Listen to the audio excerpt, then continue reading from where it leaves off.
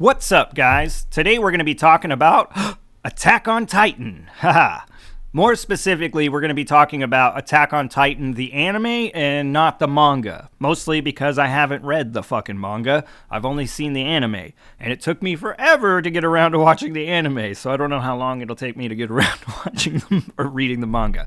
Fucking word vomit. Anyway, for those that know me, they know that it's been a long time that I've always kind of stood my ground with this show, where it's just been like, nah, I can't get into it. I cannot get into it.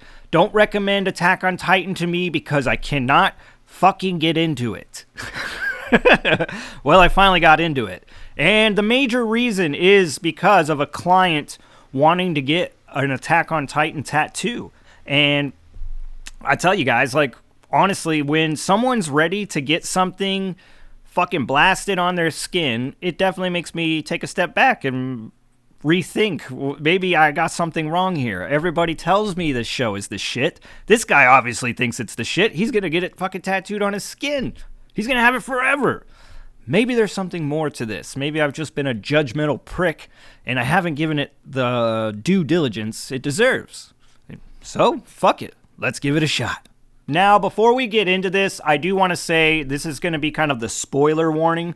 I'm not going to be doing a full-blown breakdown or massive spoiler reveals, but I am going to be talking about bits and pieces of the show, which will be spoilery for people that want to go in completely blind. If you want to go in completely blind and you just want my opinion, I would say yes, give the show a chance. I really didn't give this show a chance for many years. And then once it was finished, I finally did. And when I hung in there, I would say by the end of it all, the payoff was through the fucking roof. I'm so glad. I mean, I put this anime in the very top of my favorite anime. So it didn't start that way, but it certainly ended that way. So for those that don't want to know anything, just give it a shot. Just be willing to give it more time to take root than maybe your normal anime. All right, let's get into this shit. All right, so we're going to kind of trip down memory lane here season by season, but I also just kind of want to say, you know, the one thing that the fans of this series have really been vocal about is the show or the story's character development. Like, people will scream about how this show has the best character development ever. And for somebody like me, that's pretty enticing because I love character development. I love character-driven stories. I just love watching people go either direction, either watching a good guy become a scoundrel or the scoundrel become the good guy, you know, or really anything even in between. As long as it's watching a person that's interesting change and then like maybe giving the context of why these things are changing, I don't know, it's just always pretty goddamn interesting to me. So, I mean, if that's the case, then you got me. But why the fuck can't I get into this show? Well, like I might have mentioned earlier, the big thing with Attack on Titan is the angsty Eren is really what took me out. I could not stand this fucking kid, okay? The show starts with a banger. You know, motherfuckers are getting eaten.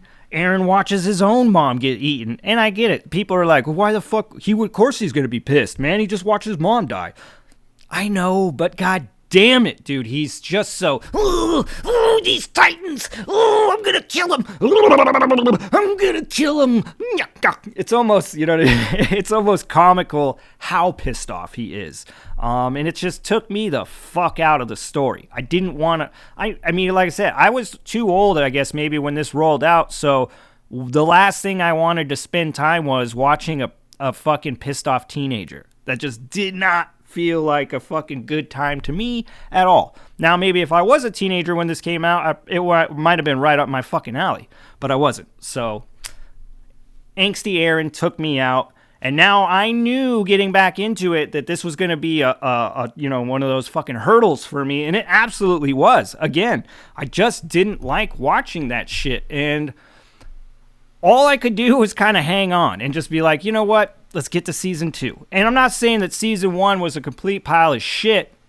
There are definitely things happening in the story that are interesting. And you start to see this, like the threads just like opening up and going all over the fucking place. And one thing the show, I will say, does really fucking good is just kind of, it's feeding you, like drip feeding you information and keeping you guessing, right? So you're just kind of never 100% sure on what the fuck is going on, and you're compelled to kind of keep fucking watching to figure out what exactly is just going on. I thought they did a really good job with that. But in all honesty, I didn't see a whole lot of character development in the first season. Now, going into season 2, the one thing that I was kind of happy about, and it sounds fucked up, was the episode count. In season 2, it's only 12 episodes. So because I was kind of still at this point kind of forcing myself through the series, I was pretty happy that season 2 was only going to be 12 episodes. But I have to admit, season 2 was better for me than season 1. I just feel like, even though I still didn't really see that much character development, there was a tiny bit of enough change with Eren that he wasn't as fucking pissed off angsty. He still is, but it's a little bit better. Not to mention the story and those threads start to get strung out in crazier ways, and it pulls you in. By the end of the second season, it wasn't the character development that I was so convinced which was gonna be the thing that sucked me in. It was the plot and just the many threads of this twisting and turning fucking story, because I thought it was going to be kind of straight ahead, or straightforward, but it wasn't at all. And I loved it. I loved that it was kind of keeping me guessing. And when I did find something out, it felt cool. Like, it was kind of like, oh shit, So I like that. It's good that I'm getting like a positive reaction now from the show. But I still got to admit, by the end of second season, I wasn't like, fuck yeah, Attack on Titan. But I wasn't forcing myself to get into season 3. Now, season 3, this is where I noticed I like this show. And it all started with the opening song, Red Swan or whatever. I noticed as soon as it started playing that music, at first I wanted to kind of criticize the music, and then all of a sudden, before the end of the credits, I was fucking in love with the song. And I could notice, like, there was obviously some changes in animation. The story now, too, we kind of focused a lot more on Levi in season 3, which Levi pretty much was my favorite character throughout this thing. And I'm sure he's most people's favorite character because he's a fucking badass. But when we get to dive into Levi's character, this was, I would say, you do get to see that kind of character development start to happen, especially between the relationship between Levi and Kenny. But also just starting to see a little bit more out of all of our other characters. And I have to say, season 3, by the end of season 3, I was like, oh, fuck. Dude, I like this show. Now, as I'm gearing up for the 4th season, I'm actually becoming kind of grateful that there was this huge gap, like where I didn't pay attention to the fucking show, where I'd given up on it.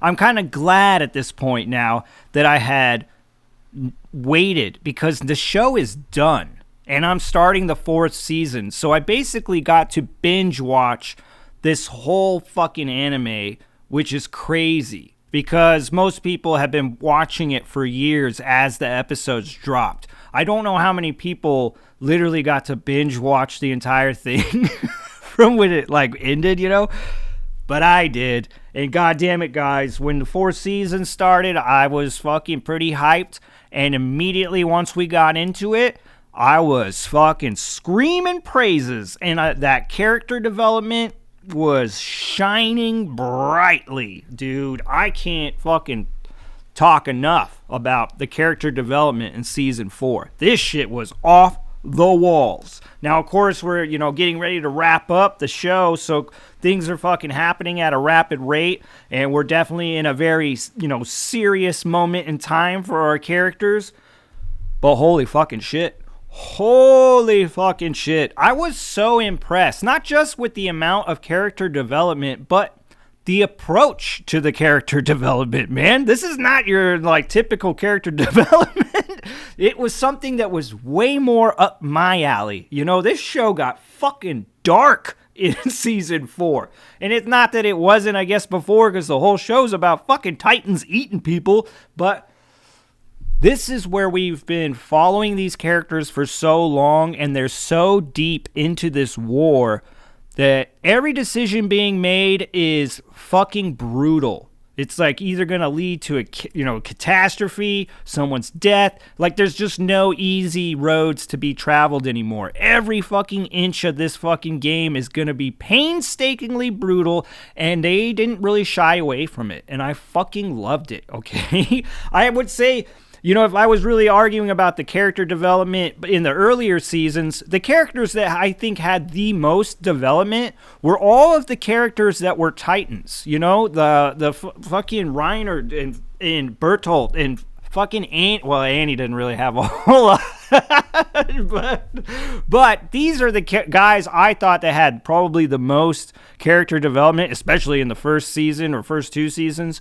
But here in the fourth season, holy shit, every single person on the board has some kind of development in one way or the other, and it's just fucking delicious. It was so goddamn good. The conversation between Reiner and Eren in that room, the tension that builds, and just the calmness in Eren's voice. And when you start to begin to realize that this motherfucker has gone to a dark place and he's ready to fucking open that can of warfare right now. I mean, it's just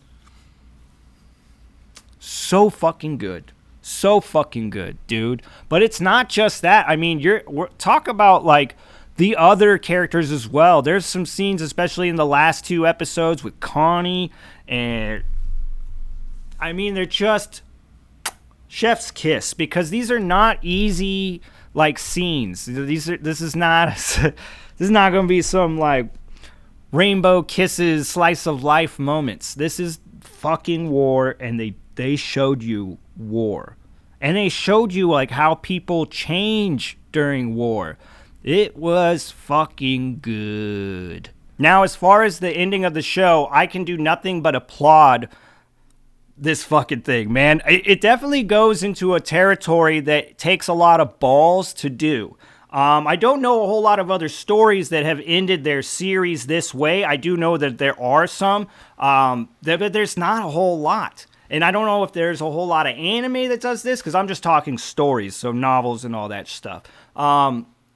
Yeah, I'm very, very impressed. This is not something that got sugar-coated. They really took a more serious approach, and I can appreciate that. Once again, they just further and further sank their hooks into me by making the right decisions in my mind. If anybody tells me that they aren't happy with the ending of Attack on Titan, I'd be more than willing to sit down for hours at length and tell them why they're wrong. But I mean, I don't know. Like, it's all subjective, guys. But for real, the fucking ending is perfect for this kind of story. And it really just put the nail in the coffin to me having to bend the knee and admit I'm fucking wrong. I was wrong about Attack on Titan. I was so fucking wrong. This shit is bananas good.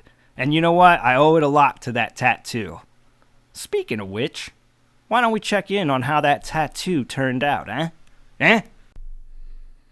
So the tattoo concept was pretty straightforward. We wanted to combine Eren along with his Attack Titan. We wanted to get the sword in there along with the scout symbol. And then also a little lettering there that says freedom, since it's a pretty reoccurring theme with the show. We had a couple stills here. Try to see if we can get some good shots. I was actually really happy with the way that this tattoo turned out. And I would love to continue to do some more anime tattoos just like it. But yeah, he was pretty happy with it too. Well, all right, guys, that's about all I got today. Hopefully this was entertaining. Obviously, I'm still trying to kind of figure out exactly how to get these videos to, back up to industry standard here at Slowly Read, because that's the thing we do. But yeah, like I said, I'll put some information down in the description to my Instagram, where you guys can follow my tattoos and stuff. I'm also got some stuff in the works. Look out for the Bloodborne tattoo video coming out soon, or as soon as I can kind of get it recorded. Bear with me. I am fucking moving at a snail's pace these days. But I'm glad to be back, and hopefully you guys enjoyed this. Till next time, eh? Peace.